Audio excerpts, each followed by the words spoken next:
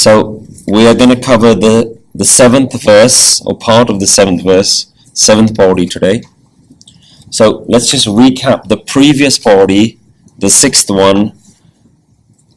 The verse talked about how futile it was, this concept of this worldly tirath. Yeah, going on these worldly yatras.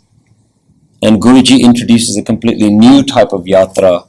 Because the previous Shabad, he asks for something, Gura ek de bujai, give me this understanding that sabna jiyan ka ek data, that everyone has this one data. That's the tirath that I should go on. That's the journey that I should go on. So Guruji says, tirath nama jetis pava. So jetis pava, this idea of grace, and we're going to see even today, has been quite heavy. In every single verse, we've had this idea, je teri kirpa, if your grace, jetis nadar kare. Yeah, it's all about your nadar. Karmi aave kapda. This whole idea, so many words of grace have been used in one way or another to say that only things can happen if it's according to your will. So again, this verse starts, Tirathanava jetis pava. If it's pleasing to you, if it's according to your will.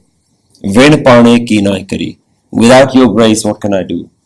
Jeti sir to pai vikha. This whole world that's been created that I can see, when karma ke milale, I can see that there's nothing that happens without your grace, without your kirpa. Karma means not your actions, but the divine grace.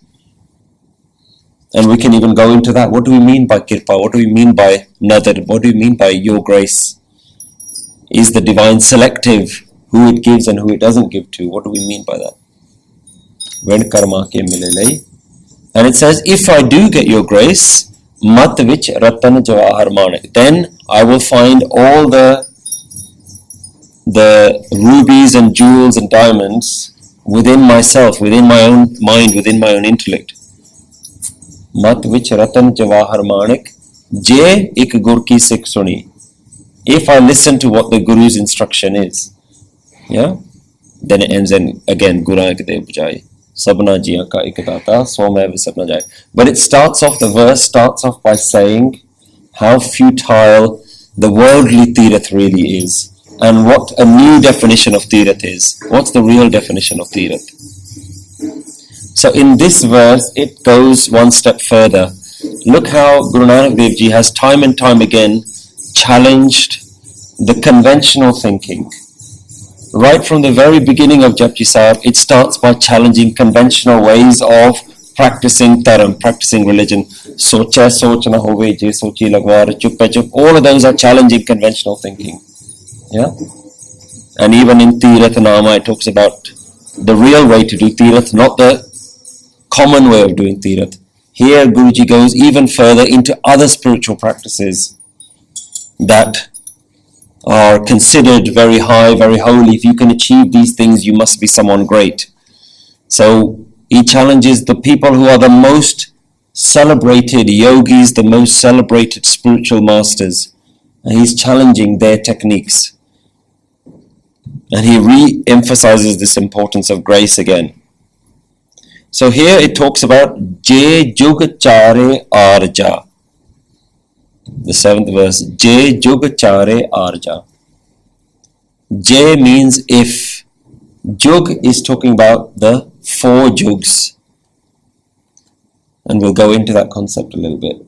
The 4 ages. Chare, Jug Chare, the 4 ages. Arja means lifespan. Arja means your lifespan. If you were to lengthen your lifespan to the length of the 4 jugs. If one's life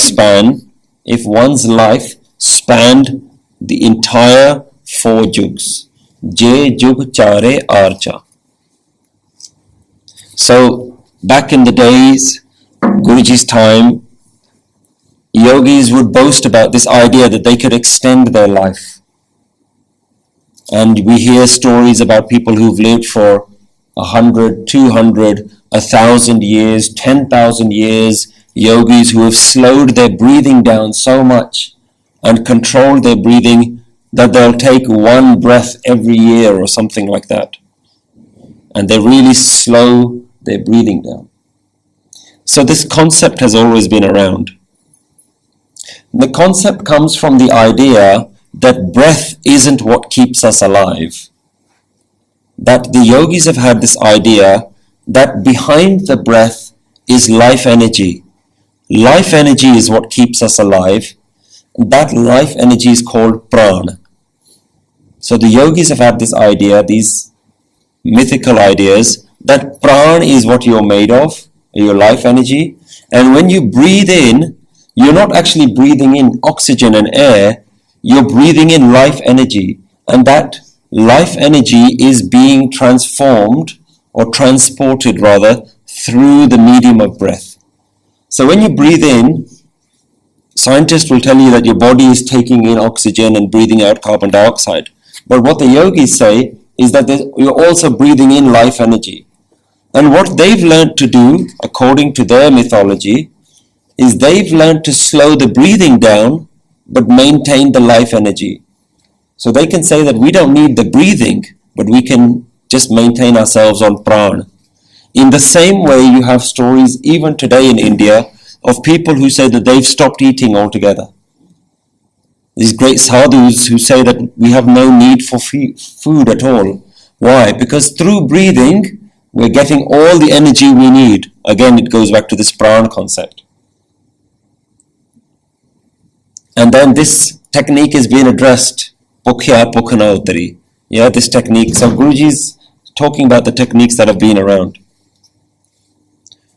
So this idea has been around that you can extend your life and you are a great Maharishi, Mahasadhu, a great spiritual master in some way, if you can extend your life. Guruji's challenging this concept. So let's talk about, it talks about a very interesting concept here, the Char Jug. And I just want to spend a little bit of time going into that. In fact, if you look into the mythology of the Char Jug, the 4 yugs, the 4 ages, you'll find that it's actually quite endless. The mythology and the theories and the philosophies into the jugs keeps going. There's a lot that you can read about this, but let's just cover this in a basic idea. There are 4 jugs according to Hindu mythology, and they happen in a sequence. The first jug is known as Satyug. Satyug, the first jug. It's the beginning. It's followed by Treta. Satyug, Treta, then the next yug is Dwapar. Dwapar. And the final yug in the cycle is Kaljug. Kaljug is known as the age of darkness, and Satyug is the enlightenment age. Everything is perfect in Satyug, and everything is weak, bad, being destroyed in Kaljug. So according to this mythology, we are said to be in the Kaljug era. We're in Kaljug. So according to Hindu mythology, the universe is constantly going through the cycle. It's constantly being created and then destroyed, and every time it's created, it's Satyug, and then it deteriorates. And what's really interesting is it's almost like seasons. Like in a year, we have 4 seasons: spring, summer, autumn, and winter. Hindu mythology extends that through a much bigger expanse of time, and actually says that throughout time we have these 4 almost like seasons that moves from a sunny, everything is happy, everything is glorious season, down to a dark, almost like you can say it starts with summer and it ends with winter. Yeah, it starts with daylight and ends with nighttime. That's the kind of the theology behind it. And if we think about it, what we're talking about really is, if you think about even whatever your understanding of the mythology is, the planet is actually not affected by this time. Yeah, the stars are still the same, the sun is still the same sun, the moon is still the same sun, the earth is still the same earth. So who is affected by this Satyug and Dwapar Treta? Who is affected by it? We're affected by it, yeah? So actually what this is talking about is a change of consciousness, a change of our behavior, of our understanding of lifestyle, of how we interact, yeah?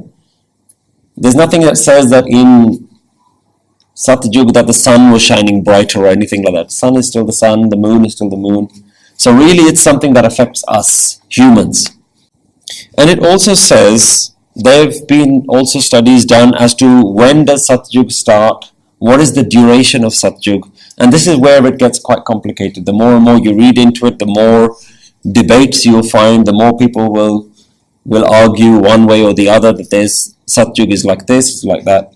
But there's a general kind of, I'm giving you the overview, the kind of high level accepted theories about Satyug and these Treta, Dwapar, Kalyug. It's generally seen that Satyug expands from a period of time which is 1.7 million years. Satyug lasts for 1.7 million years. Somebody's done some calculations. Whether those are human years or not, that they haven't agreed upon. Yeah, but they agree it's 1.7 million years. Treta is 1.3 million years. Dwapar is 864,000 years. And Kaljug is 432,000 years. But there's almost an interesting ratio that's behind it. The ratio behind it is 1.7 million years, then 1.3, then 846, then 432 years, matches a ratio of 4, 3, 2, 1. So if Kaljug is 400 and something odd years old, or duration of that long, then Satyug is 4 times the length of Kaljug. So if Satyug has a period that is 4 times long, then Treta is 3 times long, then 2 times long, then 1 times long for Kaljug. Yeah? Now this is where we can start to understand that there's symbolism behind these things. So the way to look at it is something that is 4, has 4, a length of 4, has also been transformed into a different idea. Now this is where we go into a different idea. Taram, according to Hindu mythology, is represented by a bull, an ox. Taram is represented by an ox or a bull, which has horns, and the universe is being balanced on the horns of the Taram bull. Later on, we'll come across this idea, Tal Taram. Yeah? Tal Taram. So this Hindu mythology talks about Taram, and we've talked about Taram before, Taram being the divine law. The universe is balancing on this divine law, the right way to live, the right purpose in life. The universe is hanging on that. But in Satyug, this bull has 4 legs.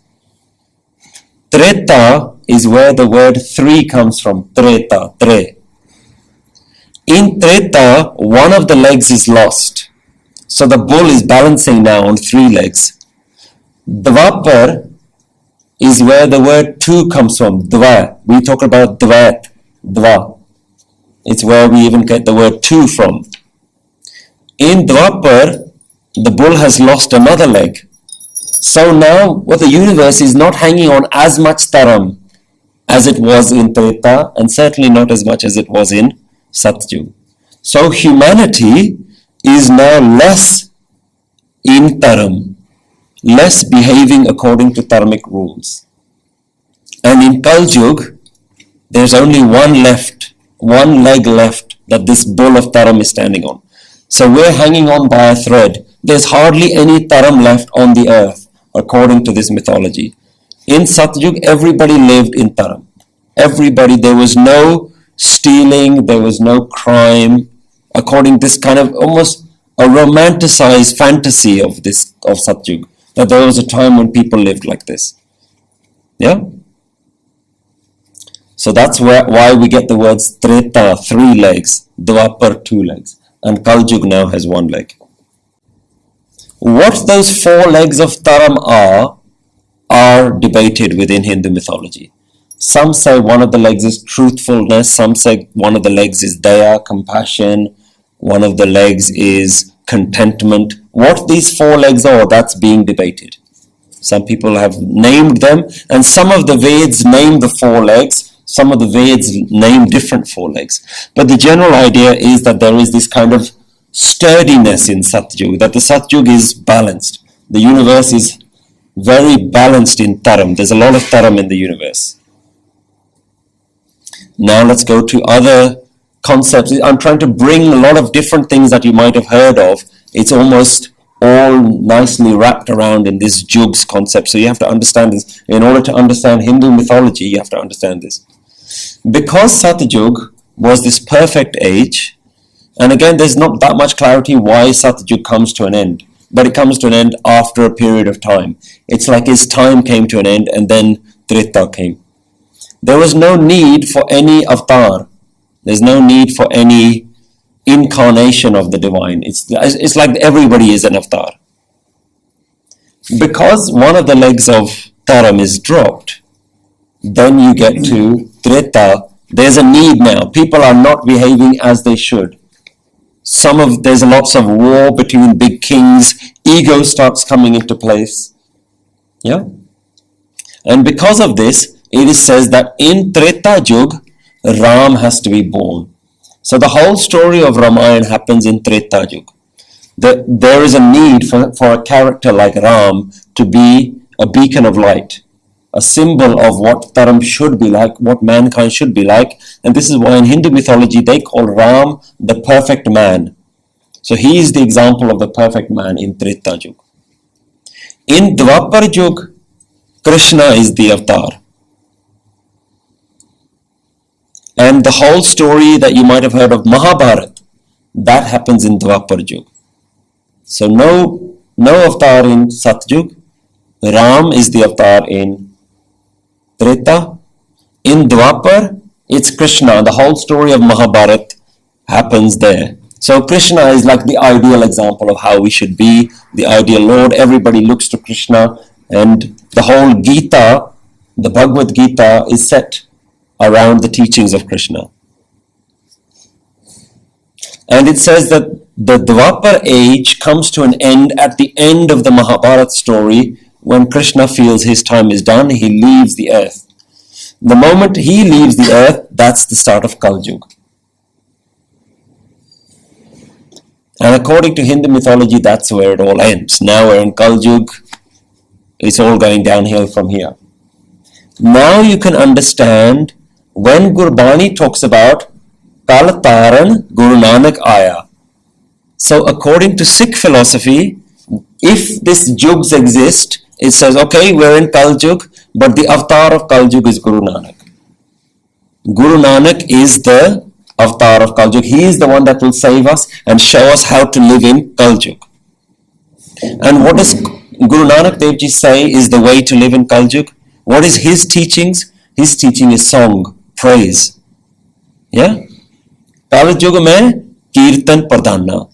So Sikhi is teaching that Nanak is the perfect example in Kal Yuga. And his message is a message of Kirtan, of song, of Gaviya. Yeah? So this is where you can start hearing the references to Nanak and Kal Yuga all sit within this bigger philosophy. Yeah, so we have to appreciate what that philosophy is. Whether this is true or whether it's mythology, doesn't matter. But Gurbani uses these references. It doesn't really enter into a debate to say Satyug never happened. It doesn't really go into that. It says if you believe in these things, then, and if you believe that this is Kal Yuga, then you have to understand that Nanak is the prime example of how to live in Kal Yuga. Guru Nanak is the savior in Kal Yuga. He's the one that shows us how to live in this time. In the problems that we understand Kal Yuga to be, Guru Nanak will give us the solutions to those problems.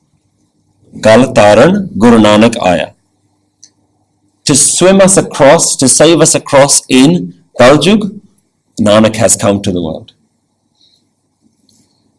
So then we can start understanding some bigger context. Why do we use these references like Kal Yuga?